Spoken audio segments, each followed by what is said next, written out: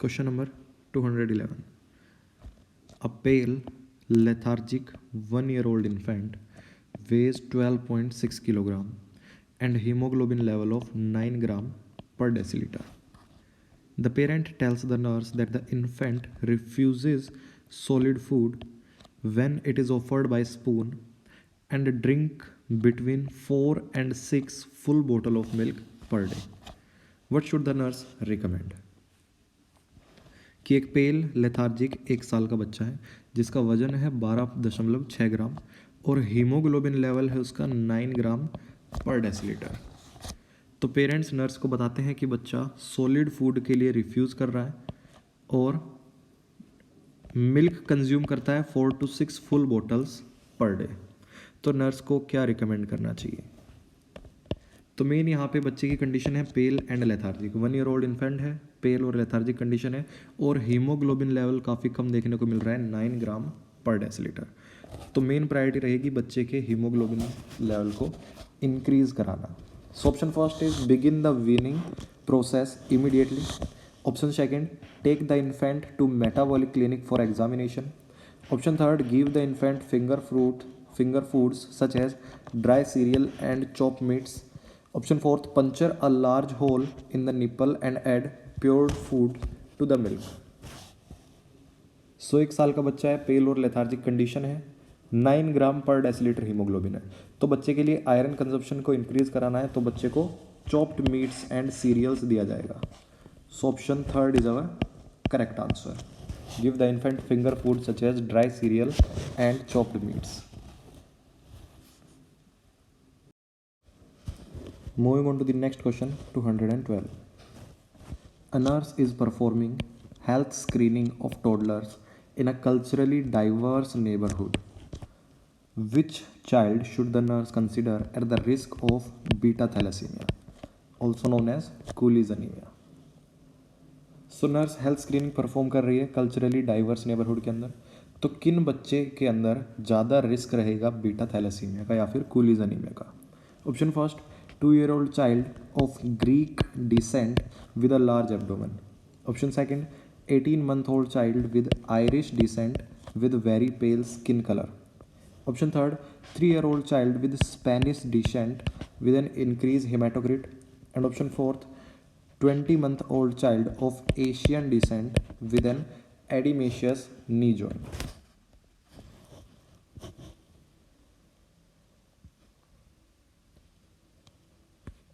So correct answer will be option first. Beta thalassaemia Mediterranean sea के आसपास के इलाकों में देखने को मिलता है हमारा। तो वहाँ पर मेनली हमारे ग्रीक और साइरियन लोगों के अंदर मेनली देखने को मिलता है बीटा थैलेसीमिया। तो ग्रीक डिसेंट से बच्चा है कल्चर हमारा, तो उस बच्चे के अंदर बीटा थैलेसीमिया का रिस्क ज़्यादा रहेगा और लार्ज एब्डोमेन देखने को मिल रहा है। ये हो सकता है हिपैटोमेगैली और स्प्लिनोमेगैली के वजह से। सेकंड ऑप्शन में दिया है आयरिश डिसेंट। आयरिश डिसेंट के अंदर ज़्यादातर नहीं देखने को मिलता और साथ में लिखा हुआ है very pale skin colour. Beta thalassaemia की कंडीशन में ब्रोंज स्किन कलर देखने को मिलता है। So option second is incorrect. Option third में दिया है 3-year-old child of Spanish descent with increase haematocrit. Beta thalassaemia anaemia की कंडीशन है, कूलीज अनीमिया, तो हिमेटोक्रिट डिक्रीज होगा, इंक्रीज नहीं होगा। So option third is also incorrect. Option fourth में दिया है 20-month-old child of Asian descent. तो एशियन डिसेंट के अंदर हमारा नहीं देखने को मिलता beta thalassaemia. Option fourth is also incorrect. Correct answer will be option first.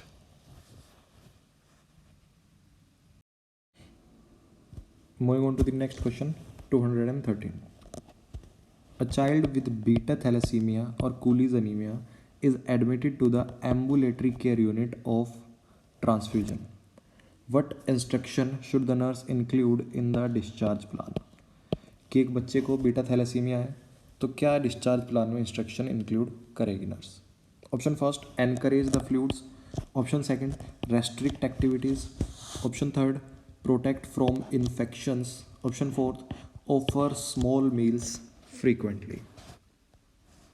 So beta thalassaemia की कंडीशन है, कूलीज एनीमिया है, तो अलग से स्पेसिफाइड एनकरेज करने की जरूरत नहीं है, रेगुलर फ्लूइड ले सकता है बच्चा। Option first is incorrect.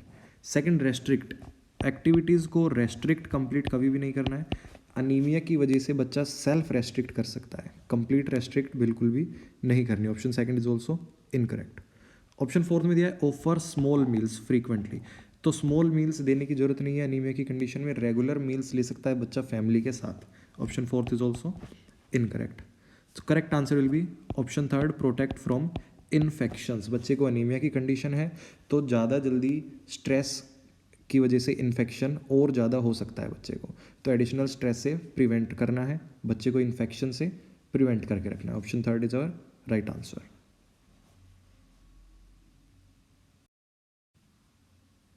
Moving on to the next question, 214. A child with sickle cell disease has sequestration crisis. The parent asks how it differs from painful episodes, vaso-occlusive crisis. What should the nurse consider before responding? कि एक बच्चे को sickle cell anaemia की condition है जिसमें sequestration crisis हमें देखने को मिल रहा है, तो पेरेंट्स नर्स से पूछते हैं कि ये सिक्वेस्ट्रेशन क्राइसिस वैसोक्लूसिव क्राइसिस से कैसे डिफर करते हैं, तो नर्स कैसे रेस्पॉन्ड करेगी। Option first, there is peripheral ischaemia along with the pain. Option second, there is decrease blood volume and sign of shock. Option third, red blood cell production diminishes with severe anaemia. And last option fourth, red blood cell destruction is accelerated and jaundice appears. So sequestration crisis के अंदर हमें देखने को मिलता है splenomegaly plus sign of shock, decrease in blood volume, साथ में स्प्लीनोमेगैली देखने को मिलती है। So correct answer will be option second, sequestration crisis के अंदर there is decrease in blood volume and sign of shock is present. Vaso-occlusive crisis के अंदर पेनफुल एपिसोड्स हमें देखने को मिलते हैं। आरबीसी का एक्सेलरेटेड डिस्ट्रक्शन हमें देखने को मिलता है हाइपर हीमोलिटिक क्राइसिस में। So correct answer for this question is option second. Moving on to the next question, 215. A nurse is caring for a child with sickle cell anemia. What is the priority nursing intervention to prevent thrombus formation in capillaries and stasis and clotting of blood that occurs in sickling process? कि nurse एक बच्चे की care कर रही है जिसको sickle cell anaemia present है, तो क्या प्रायोरिटी नर्सिंग इंटरवेंशन किए जाएंगे थ्रोम्बस फॉर्मेशन से प्रिवेंट करने के लिए और ब्लड स्टेसिस और क्लोटिंग से प्रिवेंट करने के लिए। Option first, encourage fluids. Option second, encourage bed rest. Option third, administer oxygen. Option fourth, administer prescribed anticoagulants. तो सिकल सेल एनीमिया के अंदर पॉलीमर फॉर्मेशन होती है हमारी सिकल आरबीसीज से। सिकल आरबीसीज से पॉलीमर फॉर्मेशन होती है जो कि मेनली डिहाइड्रेशन की वजह से देखने को मिलती है और साथ में हाइपोक्सिया की वजह से भी देखने को मिलती है।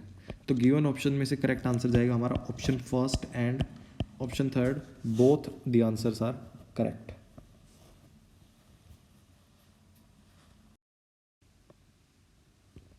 Moving on to the next question, 216. A child is admitted to pediatric unit with a hemoglobin level of 6.4 gram per deciliter. What should be the nurse's priority assessment? कि एक बच्चा एडमिट हुआ है पीडियाट्रिक यूनिट में जिसका haemoglobin है 6.4 ग्राम पर decilitre, तो नर्सेज प्रायोरिटी असेसमेंट क्या रहेगा, किस चीज़ को प्रायोरिटी असेस करेगी nurse. Option first, manifestation of shock. Option second, increase white cell count. Option third, presence of haemoglobinuria. And last option fourth, sign of cardiac decompensation. तो एक बच्चा admit हुआ है पीडियाट्रिक यूनिट में जिसका haemoglobin level काफ़ी कम है, 6.4 ग्राम पर डेसीलीटर देखने को मिल रहा है, तो सीवियर अनीमिया की कंडीशन है। तो प्रायोरिटी असेसमेंट क्या रहेगा? Correct answer will be option fourth, sign of cardiac decompensation. Haemoglobin का अमाउंट बहुत ज़्यादा कम है बच्चे के अंदर, हीमोग्लोबिन का लेवल बहुत ज़्यादा कम है, तो हार्ट वहाँ पर क्या करने की कोशिश करेगी, हमारी टिश्यू ऑक्सीजन को इम्प्रूव करने की कोशिश करेगी। टिश्यू ऑक्सीजन को इम्प्रूव करने की कोशिश में हार्ट का वर्कलोड काफ़ी ज़्यादा इंक्रीज़ हो जाएगा। हार्ट का वर्कलोड काफ़ी ज़्यादा इंक्रीज़ हो जाएगा तो उसमें साइन ऑफ कार्डियक डिकम्पनसेशन हमें देखने को मिलेंगे। हार्ट फेलियर की कंडीशन तक भी डेवलप हो सकती है। Correct answer will be option fourth. Moving on to the next question, 217. A child in sickle cell crisis painful episode reports right knee pain. What should the nurse anticipate the healthcare provider will order? कि एक बच्चे को sickle cell crisis है, pen episodes आ रहे हैं, vaso occlusive crisis है, reports कर रहा है राइट नी पेन, तो नर्स क्या एंटिसिपेट करती है कि हेल्थ केयर प्रोवाइडर क्या ऑर्डर करेगा? Option first, wrap the knee in cold pack. Option second, apply a warm soak. Option third, administer 0.5 mg morphine. And last option fourth, decrease the IV fluids. तो child के अंदर sickle cell crisis painful episodes देखने को मिल रहे हैं, तो nurse anticipate करेगी कि हेल्थ केयर प्रोवाइडर ऑर्डर करेंगे हमारे apply a warm soak to the knee. Option second is a right answer. Warm soak apply करने से वेजो डायलेशन देखने को मिलेगी, ब्लड सप्लाई प्रॉपर मिलेगी राइट नी को, और पेन रिड्यूस होगा बच्चे में। Correct answer will be option second. Cold pack apply नहीं करने हैं और ज़्यादा वेजो कंस्ट्रिक्शन हो जाएगी, पेन इंक्रीज हो जाएगा, मॉर्फिन का डोज नहीं रहेगा बच्चे के अंदर इतना। एंड लास्ट ऑप्शन फोर्थ दिया है, decrease the amount of IV fluid. IV fluid के अमाउंट को इंक्रीज कराएंगे, क्योंकि डिहाइड्रेशन की वजह से हमारे पॉलीमर फॉर्मेशन ज़्यादा होता है, तो IV फ्लूइड का अमाउंट इंक्रीज कराना है, डिक्रीज नहीं। Option fourth is also incorrect. Correct answer will be option second. Moving on to the next question, 218. What nursing care to prevent a crisis is the same for children with sickle cell anemia and celiac disease? तो क्या nursing care दी जाएगी to prevent from a crisis, crisis से prevent करने के लिए दोनों condition में बच्चे की, सिकल सेल अनीमिया के अंदर भी और सीलियक डिसीज में भी? Option first, limit the activity. Option second, protect from infection. Option third, document colour and consistency of stools. Option fourth, offer a low carbohydrate diet, high protein and low fat diet.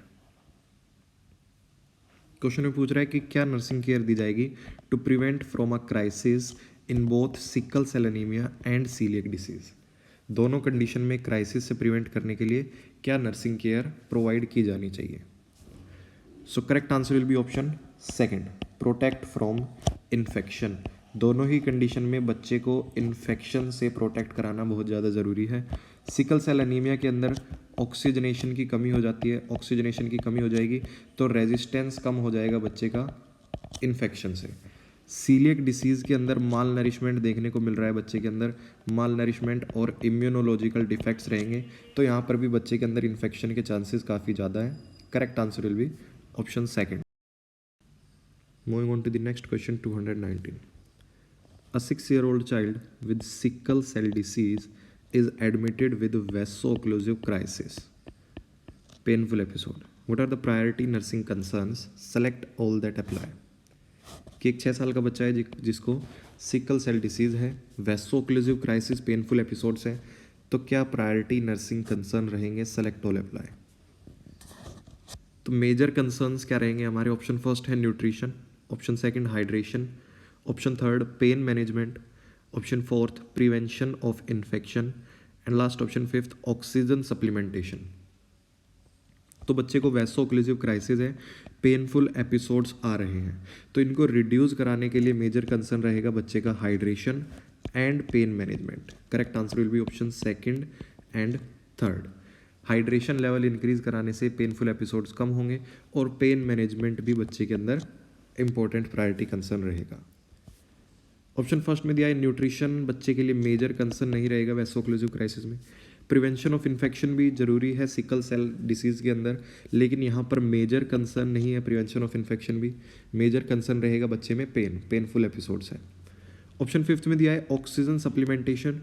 Oxygen supplementation भी required है हमारी polymer formation से prevent करने के लिए, लेकिन बच्चे को पहले से पेनफुल एपिसोड्स हैं तो यहाँ पर मेजर कंसर्न पेन मैनेजमेंट रहेगा। ऑक्सीजन प्रिवेंट कर सकता है फर्दर फॉर्मेशन से, लेकिन जो पॉलीमर्स फॉर्म हो चुके हैं उनको ट्रीट करने में हेल्प नहीं कर सकता। So option 5 is also incorrect. Correct answer will be option 2 and 3rd. Moving on to the next question, 220. A 4-year-old child is brought to the emergency department after falling on the handlebars of a tricycle. The child is guarding the abdomen, crying, and not allowing any physical contact with the staff. Which action best enables the nurse to initiate the assessment process? कि एक 4 साल का बच्चा है जो कि emergency department में लाया गया after falling on the handle bars of tricycle, जिसको ट्राइसिकल के हैंडल बार से चोट लगी है। तो बच्चा अपने एब्डोमेन को गार्ड कर रहा है, अपने एब्डोमेन को पकड़कर रो रहा है और किसी को भी अलाउ नहीं कर रहा फिजिकल कॉन्टैक्ट के लिए, किसी को भी अपने एब्डोमेन को टच करने नहीं दे रहा स्टाफ में से। तो क्या बेस्ट एक्शन रहेगा नर्स के लिए to initiate the assessment process? Option first, medicate the child for pain before proceeding, कि बच्चे को मेडिकेट कर दिया जाए, पेन मेडिकेशन दी जाए प्रोसीड करने से पहले। Option second, allow the child to guide the examiner's hand to area that hurts, कि बच्चे को अलो करेंगे कि वो खुद से गाइड करे एग्जामिनर हैंड को जहाँ पर पेन है। Option third, have the parent restrain the child while the abdomen is auscultated. And option fourth, suggest the health care provider order a computed tomography of the child's abdomen, कि CT scan order किया जाए।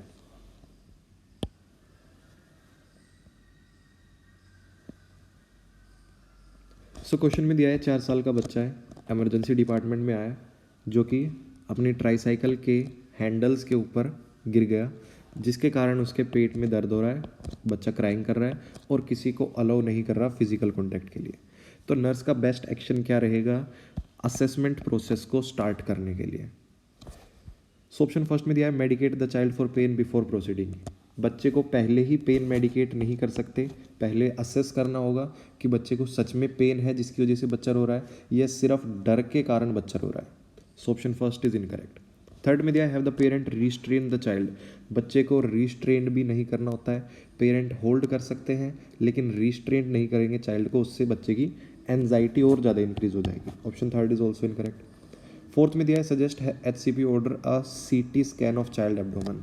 Computed tomography CT scan initial assessment में नहीं करते हम, और ना ही बच्चा यहाँ पर होल्ड करेगा, बच्चा कोऑपरेट भी नहीं करेगा CT स्कैन के लिए।